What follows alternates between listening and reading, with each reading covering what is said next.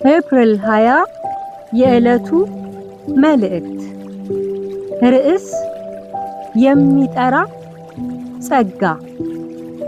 እግዚአብሔር በጸጋው ስጦታና በመጥራቱ አይጸጸትምና።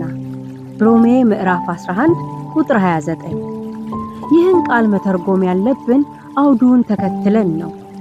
ሐዋርያው ጳውሎስ የእግዚአብሔር ጸጋ በክርስቶስ ኢየሱስ በኩል ለማዳን መገለጡንና ለሰዎች ሁሉ መቅረቡን በሮሜ መልእክቱ አጽንዖት ሰጥቶ የሚናገረው መልእክት ነው። እግዚአብሔር በልጁ በኩል የላከውን ይህንን ታላቅ መዳን ያልተቀበሉ የእስራኤላውያን ሁኔታ ለጳውሎስ እጅግ አሳሳቢው ነገር ነበር። ሆኖም ይህ የእግዚአብሔር የማዳን አጀንዳ ጊዜውን ጠብቆ ለእስራኤላውያን እንደሚደርሳቸው ሲያስብ ትንሽ እፎይታ ያገኛል።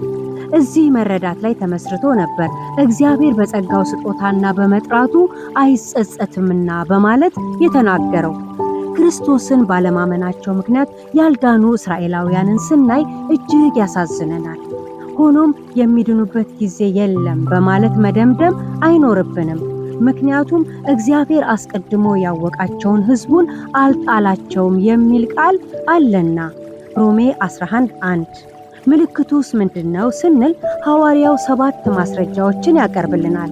ይኸውም ግላዊ ማስረጃ ፐርሰናል ኤቪደንስ ሮሜ 11:1፣ ታሪካዊ ማስረጃ ሂስቶሪካል ኤቪደንስ ሮሜ 11 ከ2 እስከ 4፣ ነባራዊ ማስረጃ ኤግዚስቲንግ ኤቪደንስ ሮሜ 11 ከ5 እስከ 6፣ ምሳሌያዊ ማስረጃ አናሎጂካል ኤቪደንስ ሮሜ 11 ከ16 እስከ 24፣ መጽሐፋዊ ማስረጃ ስክሪፕቸራል ኤቪደንስ ሮሜ 11 ከ25 እስከ 26፣ መለኮታዊ ማስረጃ ዲቫይን ኤቪደንስ ሮሜ 11 29፣ መጻኢ ማስረጃ ፊውቸሪስቲክ ኤቪደንስ ሮሜ 11 ከ30 እስከ 36።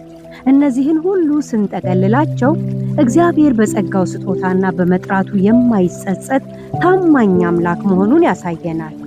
እንግዲህ የተወደዳችሁ ወገኖች ሆይ በጸጋው የጠራንና ስጦታውን ያደለንን አምላክ እናክብረው፣ እናገልግለው፣ አጀንዳውንም እንረዳ።